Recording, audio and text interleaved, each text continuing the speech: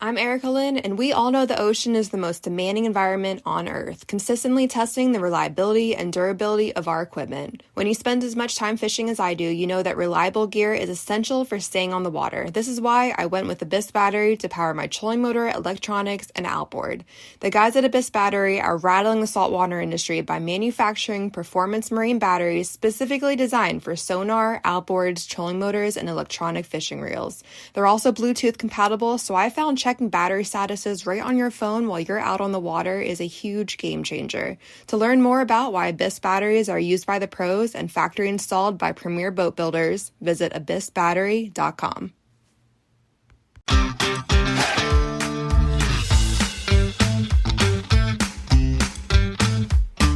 Hello and welcome to the Publicly Challenged Podcast. I'm your host, Luke Oswald, and I hope you join me on my quest for knowledge to become a better public land hunter, angler, and forager.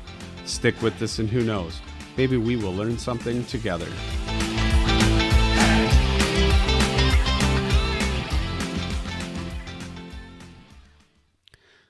This episode isn't really about hunting, fishing, or foraging. It's about public lands. It's about the threats that our public lands face and protecting them so that we can continue to use them for hunting, fishing, and foraging, or whatever else we do on them. It's about sitting down and having a conversation that you might not agree upon, but find common ground. I'm not going to abandon my beliefs, and I wouldn't ask someone to abandon theirs either. But in this case, it doesn't matter what political party one supports, because we're all hunters, anglers, and foragers. And we can make our voice heard about the one topic we can agree upon, our public lands and waters. We need to stop trying to take opportunities away from other outdoorsmen and women for our own selfish reasons. We should all try and be an ambassador. Welcome others. Be willing to teach and share the great resources that we have. I want to know that my children and yours will have the same opportunities that you and I have. And with that being said, here's the episode. Okay, so I'm sitting here and I've got Land Tawney of BHA. So Land, I'm just going to let you introduce yourself. Oh man, I get to introduce myself. So Land Tawney, President and CEO of Backcountry Hunters and Anglers, fifth generation Montana, and been involved in conservation for about 20 years. Got two young kids, 11 and 8, Sydney and Colin, and we spend as much time outside as we can, though. This job, you would think that I spend a lot more time outside, but it's more, I got computer fingers and telephone ear most of the time. So, but, love working for BHA and, couldn't be happier about kind of who we are as an organization and where, how we've grown in the last 7 years. So let's talk about that a little bit. Let's talk about how you kind of got started with BHA, because you weren't there at the start, but it's definitely grown since you've been there. So can you tell us a little bit about that? Yeah, so hopefully all your listeners and you in particular have been around a campfire late at night and tried to solve the world's problems. And that's how BHA started in 2004, is around a campfire in Oregon. And basically those folks looked at the playing field of the elk foundations, the mule deer foundations, the Ducks Unlimited, the Pheasants Forever, all doing amazing work. But nobody was focused on public lands and waters. And so that's really the impetus of the organization. I came on as a member early on just because I had some friends that were around that campfire, Mike Beagle in particular. And so I came on as a member, always kind of looked at the organization. And then when I came on 7 years ago, I've been working for National Wildlife Federation, been working for the Theodore Roosevelt Conservation Partnership, and really saw BHA and all the potential that it had. So that was the impetus for me to kind of jump in with both feet, and I'm super stoked that I did do that. And when I first started, I was the first full-time staff. We had about 1,000 members, and now fast forward to 2020, we've got over 40,000 members, 31 staff, chapters in 45 states, 2 Canadian provinces, 1 territory, and the growth continues to kind of be exponential. And to me, it's really because of what we represent, and it's everybody no matter if you have, a lot of money. It doesn't matter, if your parents are connected to a certain family or what your background is. We all are on the same playing field on public lands. And so what we try to do every single day at Backcountry Hunters and Anglers is make sure you have access to those public lands and waters, and then the outstanding fish and wildlife habitat when you get there. And so far, I think we've done a good job both playing in the space of kind of defense and offense. And, that's, all the way from projects, little teeny projects on the ground, which when I say little teeny, these are cleanups. I think we picked up over 600 bags of trash last September, to like riparian zone kind of fencing, to picking up barbed wire, to like regional stuff with, I would say, fish and game commissions, state legislatures, provincial legislatures, then all the way up to Washington, D.C., really to like make our voices heard. And I was actually in Washington, D.C. last week, testifying in front of the House Natural Resources Committee around the Boundary Waters Canoe Area Wilderness up in northern Minnesota. And so that gives you the gamut of kind of on-the-ground projects all the way out to D.C. So I want to talk more about that. Before we do, I kind of want to talk about your name. Your parents were obviously pretty well involved in the outdoors as well. And I mean, did that play a part in it when they named you or what? All right. So named after Land Lindbergh, and Land Lindbergh lives in the Blackfoot Valley, which is just outside of Missoula. So that's really where I got my name, was being named after him. But again, my parents were the first full-time conservation lobbyist at the state legislature here in Montana. My dad was the first lawyer for the Elk Foundation. He did a lot of conservation easement work in the state. And then my mom today still sits on the Cinnabar Foundation, which is the #1 grantor, I guess state-based grantor here in Montana to kind of conservation issues. So land kind of fit. I will tell you that I hated my name when I was younger. I got my first fist fight when I was in 5th grade. I lost that fist fight. But everybody knew after that, if they made fun of me, they might get punched in the nose. And so, now that I'm, older and more mature and comfortable with my name, it fits for the work that I'm doing every day. So it's kind of a weird way to get there, but that's how I was named. No, that's pretty awesome, actually. I mean, that, from an early age, you didn't even realize it, but you were destined to be on this path probably. And that's pretty cool. So you've got that going for you. So I want to talk again. You said you just testified against the Natural Resources Committee about the boundary waters, and I believe we're talking about the copper mine, right? We are. So so the boundary waters, northern Minnesota, 1.1 million acres, most visited wilderness in the country, has been since it was established in 1964.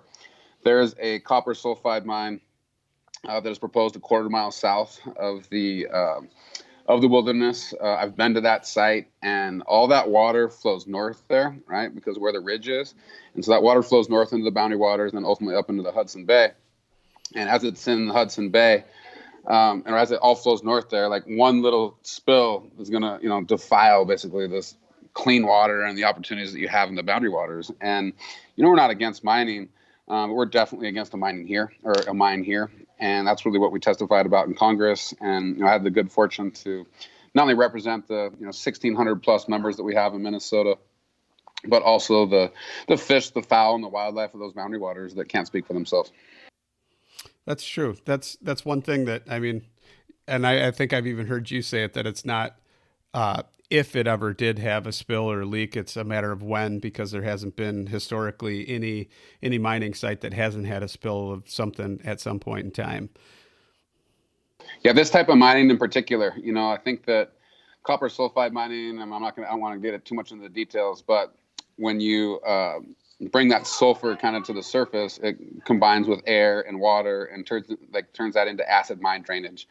And, you don't get that from iron mining, iron rusts instead of causing these kind of chemicals. And so copper sulfide mining in particular is bad, and there has never been a copper sulfide mine that hasn't leached. And so it's not, like you said, it's not a matter of if, it's just a matter of when. And do we really want to risk this amazing resource that really Roosevelt first understood as an important resource when he established the Superior National Forest back in 1909. And then, it was one of the first wilderness designated in 1964 after the Wilderness Act.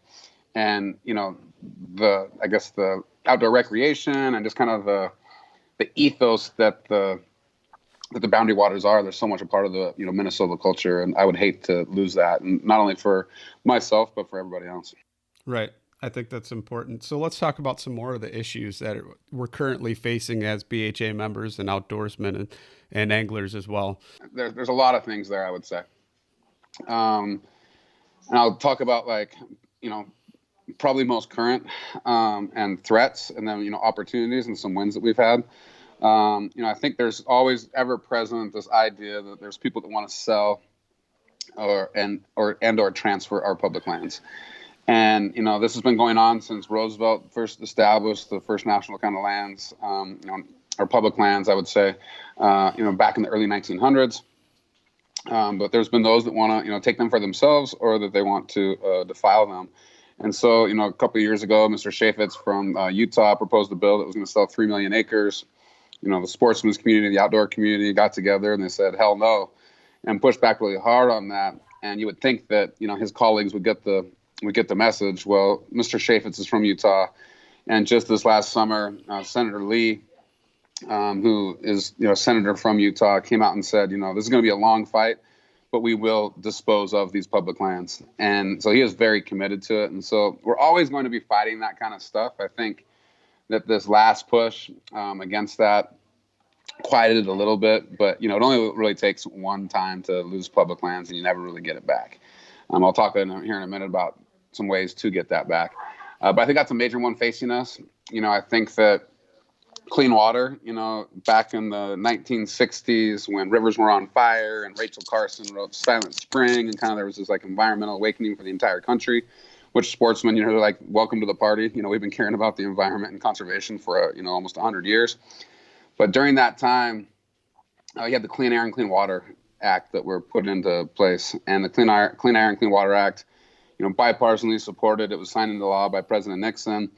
And so that has kind of been, how we've moved forward on how we're going to, protect our water and our air.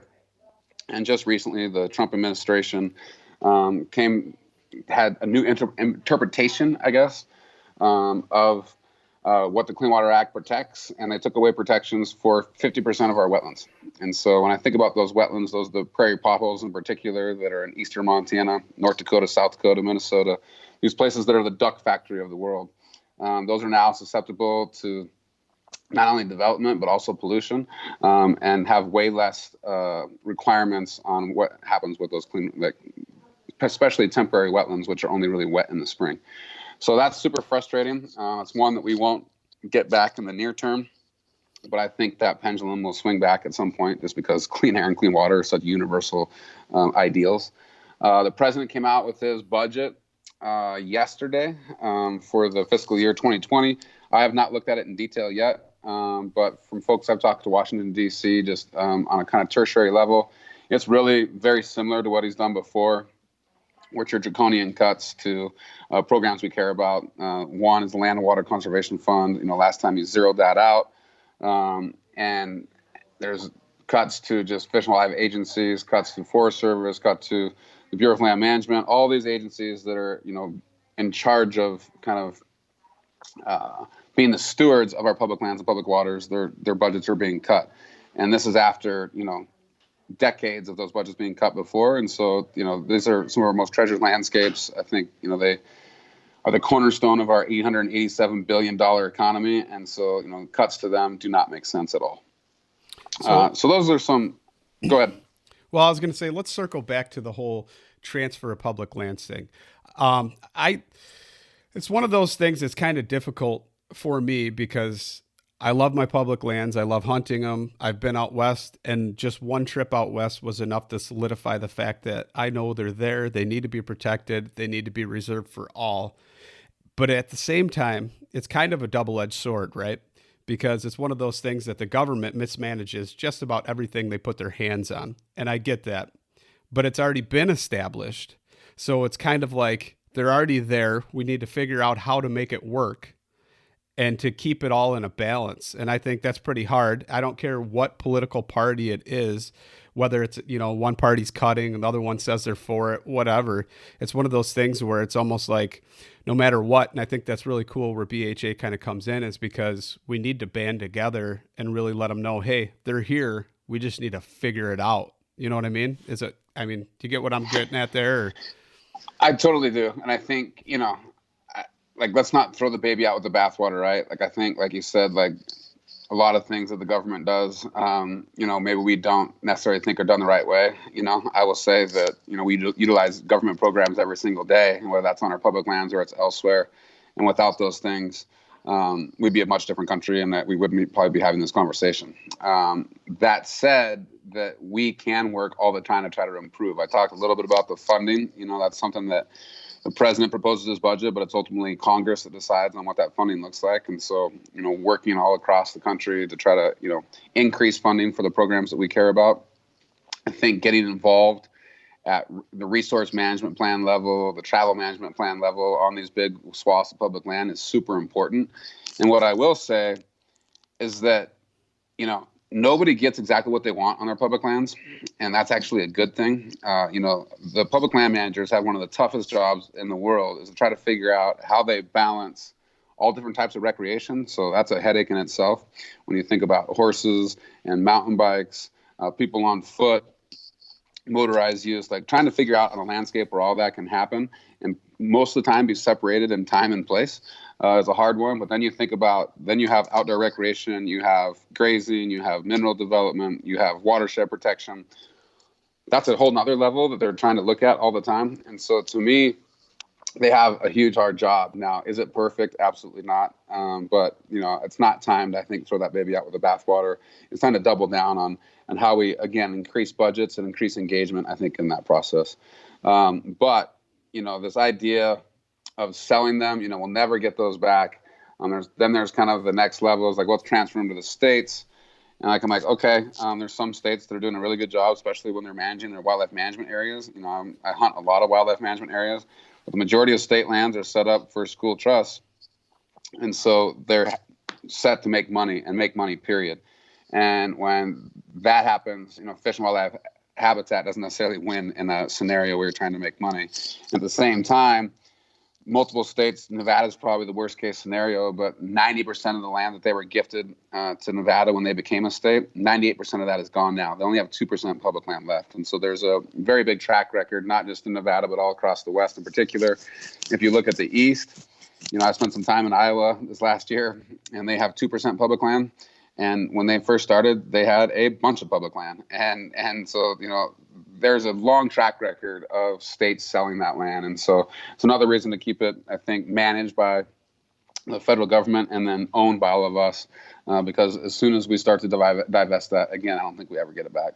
No, I agree with that. I come from a state, I'm here in Illinois, where it's 2% public, and I think maybe 1% of that 2% is actually even huntable. So, it is very finite amount of resources. And then, of course, you've got a little bit of federal land up in my area, and then, of course, Shawnee, but that is it. That is a finite resource that if we lost that, we would have absolutely zero. We'd be in worse shape than Texas. Absolutely. But I would also say, so we were talking about kind of maybe some of these threats, but then on the positive side, last year, there was a public lands package that actually passed in March that was like a 700-page bill, had a lot of protections in there for public lands, special landscapes. One of the coolest things that was in there was the permanent reauthorization of the Land and Water Conservation Fund. Land and Water Conservation Fund has been around since 1964. It was established when there was oil and gas drilling happening in the Gulf of Mexico. The foresight of those leaders back then was like, we're taking away from one resource, let's give back to another. And so LWCF is the number one access tool in this country. It's used for fishing access sites. It's used for city parks. It's used for large-scale conservation. And so, again, I'm preparing for this trip. I'm going to Pheasants Fest this week in Minnesota. And I know that was in Illinois last year. I think, wasn't it? Was it just outside of Chicago, I think, was Pheasants Fest last year. Anyways, but I'm going to there, and like within that, looking at what priorities are for Land Water Conservation Fund this year. And they've got, the expansion of a national wildlife refuge up to 1 million acres. And so like to me, or not, excuse me, $1 million. So that's going to be more like about, I don't know how many acres it is, but I know they're looking for $1 million out of that fund. So that's a positive thing. And, in these times of super partisanship where people seem to be at our throats, you're on the left side or the right side and fighting all the time. That bill last year passed 92-8 in the Senate and 363-62 in the House. And they do not vote like that anymore, and it really shows to me that like kind of public lands and public waters are these places that you can bring people together on. And I thought that was pretty exciting. This administration has expanded access on national wildlife refuges across the country, which is a great thing and something that we have applauded. And so to me, it does feel like there's quite a few threats against our public lands and waters right now, but there's also some bright spots as well.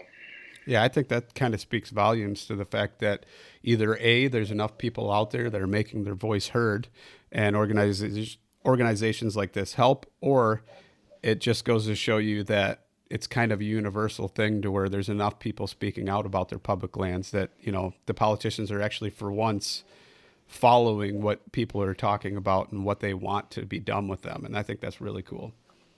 Yeah, I say something all the time, like the squeaky wheel gets the grease, right? That's the way democracy works.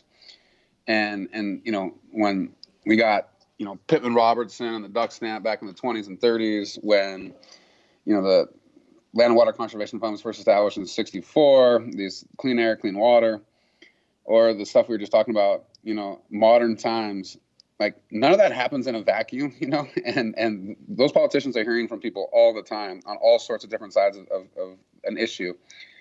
And it's really our responsibility to make our voices heard. And you can't look at a victory for conservation in this country without there being a mass of people behind it. We know the names of Theodore Roosevelt, the Aldo Leopolds, the Rachel Carsons, but behind them was thousands of people that we don't know the name of that really made that happen. And all politics are local. And, picking up that phone and making a phone call, finding those people when they're at home on the ground, like all those conversations, they absolutely matter. And I think, to your point, is that's why we've gotten some of these wins as of late. And, public lands and public waters seem to be one that, folks from both sides of the aisle can coalesce around because they're hearing so much of the same thing from so many people that they're like, oh, this is one I can join my colleagues on.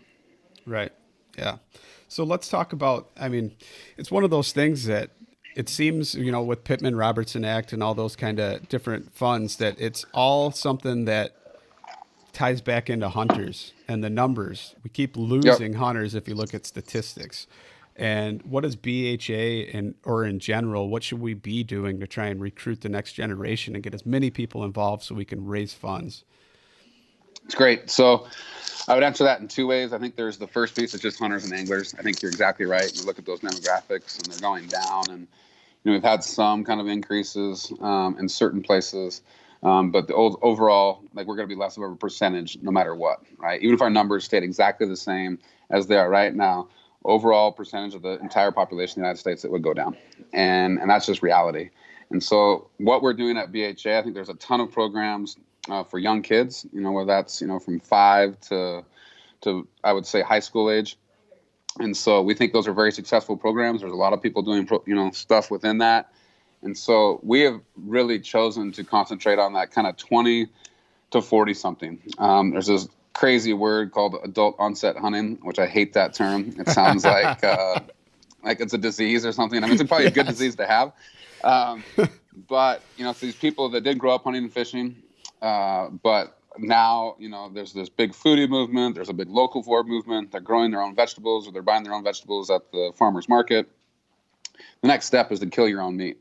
And, that's a for us that have grown up with it, that seems like it's supernatural. But if you haven't, it's pretty daunting to get into. And so we're really concentrating there, and we're starting in college. We have 31 college clubs across the country. And we do programs called Hunting for Sustainability, where we do kind of a crash course in hunter safety as well as hunting techniques. And then majority of the time, we either are able to kill something depending on the property that we're on, or we get something from the local DNR or Fish and Wildlife, service, and butcher an animal there, which I think is super cool. That's a huge barrier. I think when people are like, okay, now I shot this, what am I supposed to do with it? And so there's the butchering piece. And then after that, they get to eat some and take some home that the next day. And so that's pretty cool.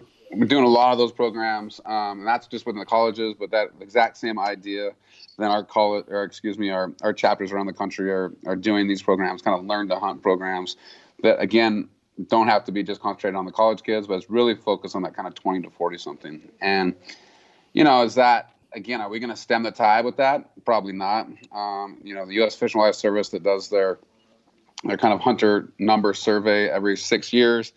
The last time there was a little bit of a blip up, and they looked deeper into those numbers, and the numbers really reflected that there was more women that are hunting and fishing, and that there's more of this kind of like this locavore kind of foodie movement. And so we're trying to concentrate in there. So I'd say that's like the first step and something that's very tangible that we're doing.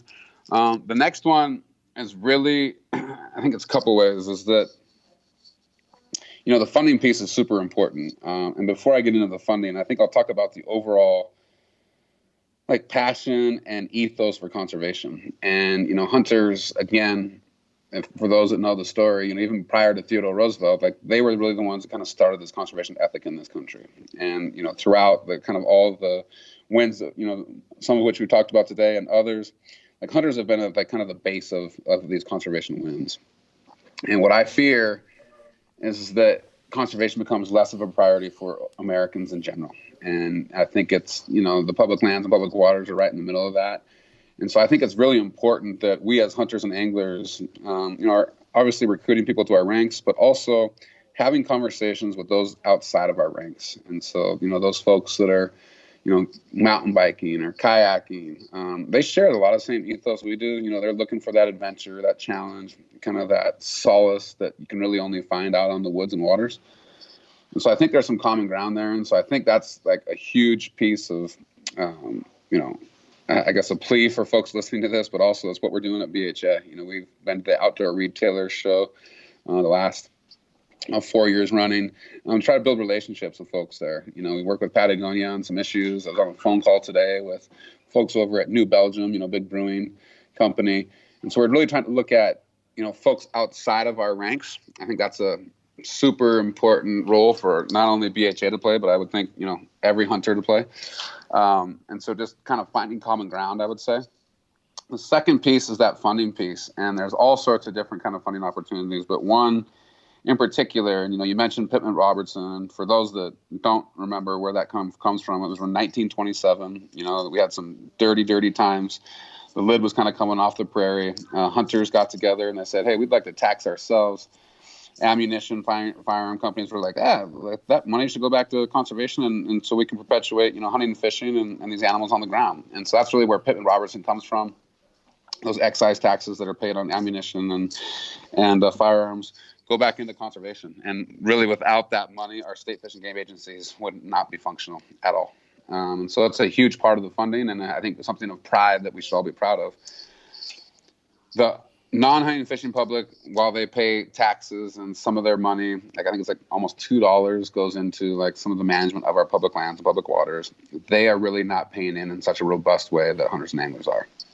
And so I would love to see something similar to Pittman Robertson that got put on backpacks and hiking boots and optics, kayaks, mountain bikes, you name it, kind of stuff that's being used in the woods. And while that wouldn't exempt hunters and anglers, what I just mentioned, we all pretty much use, but it would add more people to the pot, so it would grow that money. But I also think it goes back to that kind of ethos I was talking about earlier.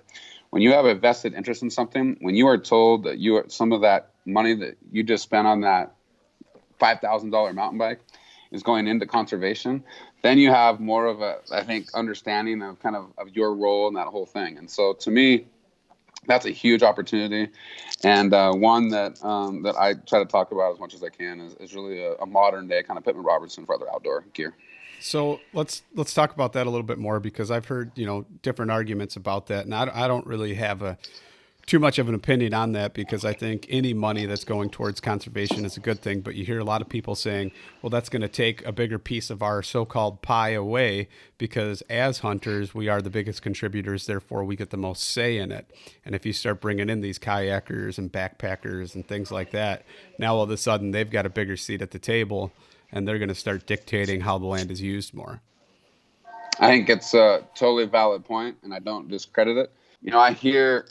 I hear the argument, and I think it has validity.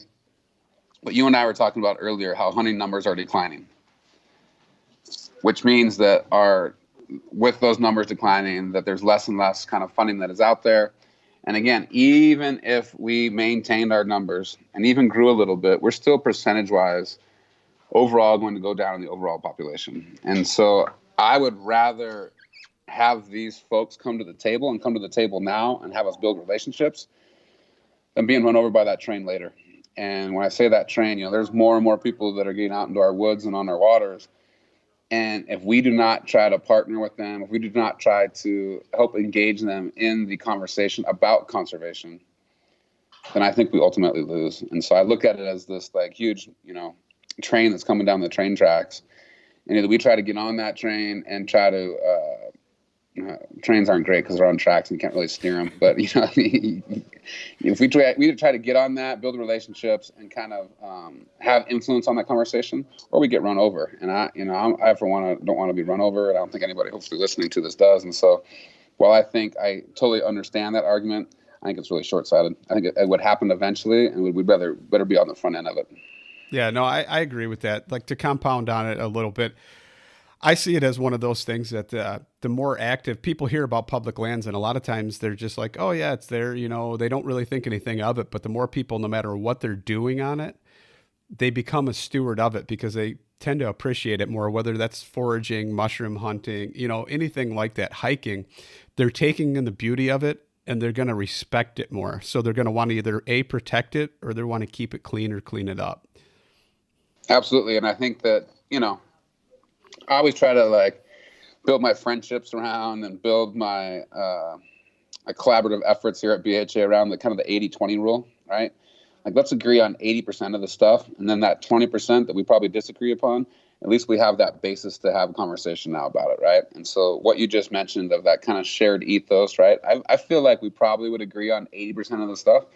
And let's go find and build a relationship with them. And then on that 20%, it'll help us have, those tougher conversations. And I say that about, friendships I have. I'd say my wife and I are probably about 80-20 too. And I think that works. And so I think we should look at that, kind of with this crowd as well. Yeah, no, I definitely agree with that. It's one of those things. I actually, on one of my elk hunts, there was a couple that was actually an elderly couple that walked way faster than me and my cousin did when we were out there with our packs on, and they went past us and we were still hiking down the trail. We ended up veering off, but their dog must have picked up our scent or something along the way. So they got off trail and they came back looking for their dog, and we started talking. And when they first went by, they kind of gave us, a little bit of I'll say a scowl or a kind of disgusted look. The fact that we were hunters, we were wearing orange, Sure. had rifles, and it's one of those things that then they started talking and they're like, oh, where are you from? This and that, blah, blah, blah. Just small talk after, I was petting their dog, and then kind of opened up a window and we started talking about, oh, well, yeah, I'm from Illinois. Oh, yeah, we're from Illinois too, blah, blah, blah, this and that. We moved out west, however many years ago, blah, blah, blah. Yeah, we don't really care much for hunting, but, oh, you should try up here or start looking over here. This is a pretty good spot. We've seen a lot of elk up there. And it was just really cool that, at first it was one of those things where they were standoffish. They didn't care at all. And now all of a sudden, you open up just small talk, find a little bit of common ground. The fact that we were originally from the same place.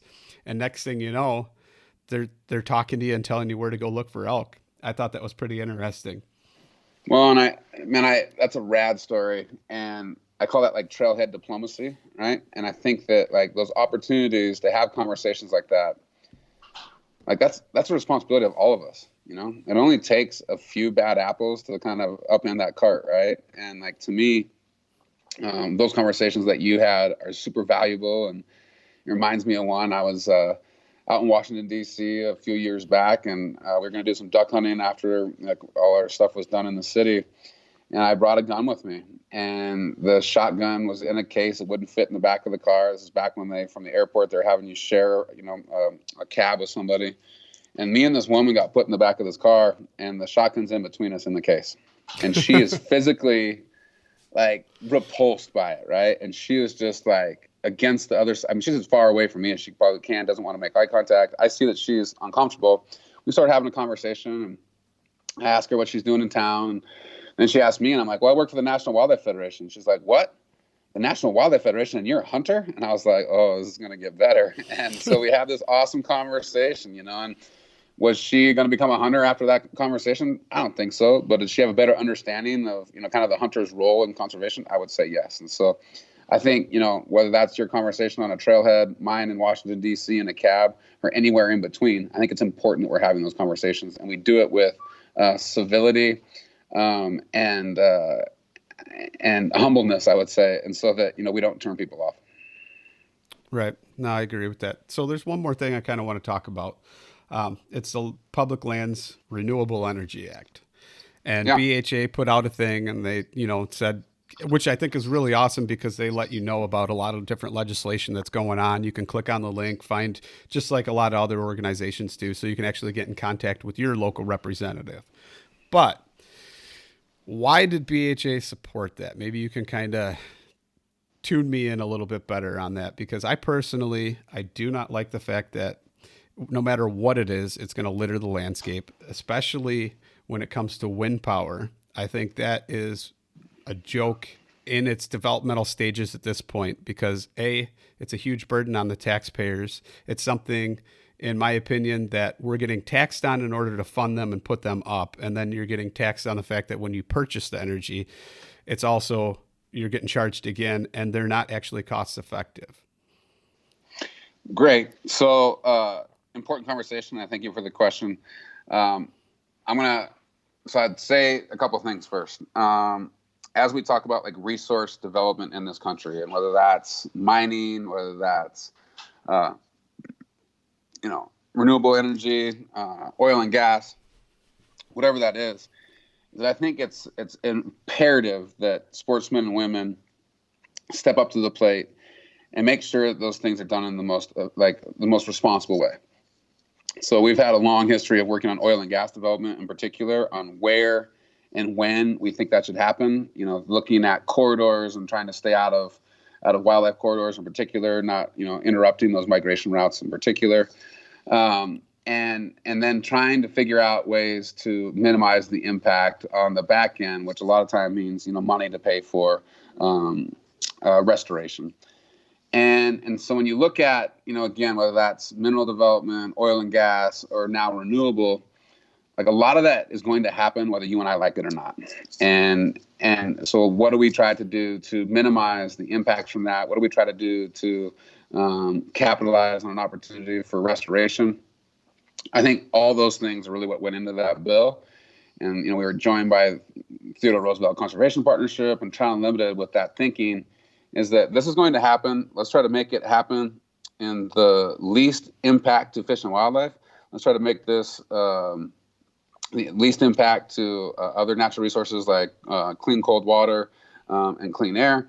And then on the last piece of that is that if it's going to happen, just like the Land and Water Conservation Fund, I mentioned that earlier, when that oil and gas was being developed out on the Gulf of Mexico, it's like those folks back in '64, they were like, man, we should try to figure out a way to give back to the resource when we're taking away from another. And so I think that was monetarily, and that's really what this bill did. I think just, on the front end, and I think, what I've heard from people, which I totally understand, is that they feel like this facilitates more energy development and makes it okay.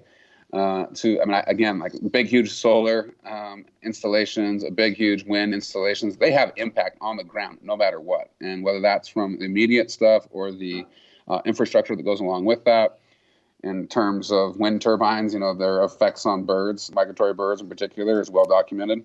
Yeah. Where they put a lot of those wind farms, or where they propose to put a lot of them, is on the only native prairie that's left because it hasn't been farmed. And so it's on these ridges that are super important ecologically. And so I think all those things being said, I understand that view, but really, really looked at it and was like, how do we try to make it better? It's going to happen. And how do we try to make it the least impactful, again, to fish and wildlife? And how do we try to make, some opportunities for restoration on the outside? So that's really where we came down on it. I don't think it's definitely black and white. I think there's definitely some gray area in there, and I definitely understand kind of your angst around it and others. But that was a decision we made on that bill.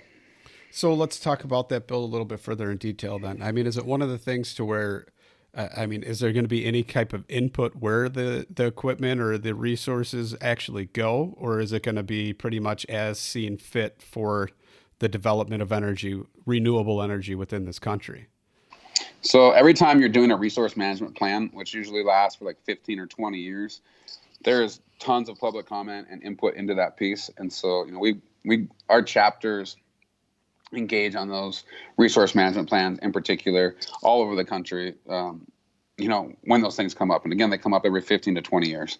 And so within that, then they put priorities in, like how oil and gas is going to happen, where mineral development is going to happen, and where renewable energy will happen. So I would say absolutely yes, there'll be input on where these things happen. For where, existing plans are in place and that is already been, approved of like a development kind of area, there still is at the project level opportunities to get involved.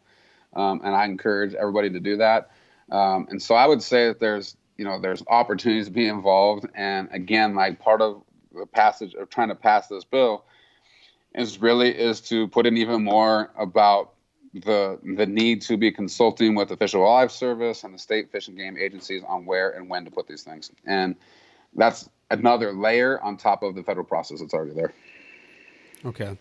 Yeah, I don't know. It still kind of concerns me about them, but I guess, it's one of them things that you're just going to have to learn to fight with it, or figure out where it's going to go from there, Well, and I think, before we leave this also, like I bring up that 80-20, right? And like, I think within that 20%, let's say that you and I disagree upon, we're not that far away, I would say, on this one in particular, right? And like, I'd rather us be 80% like agreeing on that and then have an intelligent conversation about this other 20%, which I think we just had. Hopefully people think that was intelligent, what they just listened to. But like, I think that's, again, that kind of 80-20 place, and let's figure out places where we can agree and go crush that stuff together. Right. Yeah. Yeah. So what would you say to somebody if they're thinking about getting involved with BHA? What's a good way to get involved, or maybe to dip their toe in the water, so to speak, on the whole BHA community? Yeah, I think becoming a member, is one of the easiest ways to get involved. It's $35. You get our magazine 4 times a year. You get discounts to like Onyx Maps, SICK, a bunch of our corporate partners. And so really, I think you pay for that $35 membership right away, just with the discounts if you make a purchase. And with that magazine, it comes out 4 times a year. It gives you a good idea of kind of who BHA is. And then, if you provide an email address, then we're able to send you emails about either, local events that are coming up, which I think, we do a lot of pint nights, anywhere from pint nights to storytelling evenings to trivia nights to wild game cook-offs, et cetera, et cetera. And that's a great way to have a conversation with somebody, especially our local leaders, about kind of what they're doing on the ground and like how people can get engaged. So if you give us an email when you become a member, you'll be able to engage that way. If you only, if you just want to check us out before you even become a member, you can go on to all of our state chapters have Facebook pages. I think our Illinois chapter, I haven't been on it this week, so don't quote me on how active it is, but like the Illinois chapter has a Facebook page, and you can find out events there and kind of find out what some of the things that they're working on. But I think that's an easy way to get in. And then, it really depends after that how much you want to engage. Like, do you want to show up to a cleanup, go pick up some garbage or roll up some barbed wire fence? Do you want to show up at a meeting and give your opinion about X issue? Do you want to make a phone call to your elected official? Do you want to be part of, the volunteer leadership of that chapter? Like, do you want to go to Washington, D.C.? We did a large fly-in last spring around the Land and Water Conservation Fund, and, brought 31 people to DC from different states all across the country. And so there's many different ways you can get involved, but I think the easiest way is become a member, $35, or going and checking us out on social media. All right. Thanks for that. Now, there's one more thing I want to ask you before we get going here. But so what do you typically use your public lands for? And what's like your latest, newest interest or fascination with whatever it is you're doing out there? Oh, wow, dude. That's a really big question. I think, oh man, I've got two young kids right now. One's 11 and one's 8. And so I think the thing that I'm utilizing our public lands most right now is probably around water. And, I think floating rivers, being on lakes, just so accessible for my kids. And, I think I talked about the boundary waters earlier. Like it's the reason it's the most visited is because it's so accessible. So I think my favorite thing to do right now with my kids and what I probably use most is water. And so that's for fishing and hunting ducks in particular. Here in Montana, we have access up to the high water mark along all of our rivers and streams. And so I can float down, find a spot where some birds are hanging out, get up on the bank, and then wait for them to come back.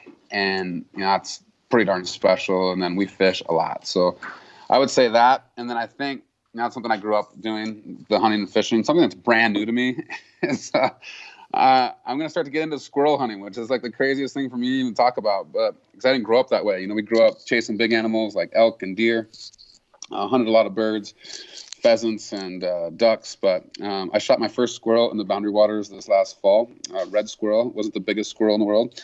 We shot this red squirrel and cooked him over the fire that night. And I know everything tastes better when you're in the woods, but it was delicious. And it's something I can do with my kids too, right? We can go for an afternoon and it really doesn't take that much to do. So I think squirrel hunting is going to be my next big foray into the outdoor pursuits. No, that's pretty cool. That's something I kind of want to get back into and do a little bit more of. I can't even tell you the last time I ate a squirrel. It's one of them things that my buddy's mom we used to go squirrel hunting with his dad, and his mom would cook them up and make like a squirrel gravy, and it'd be biscuits and gravy with squirrels. It was amazing.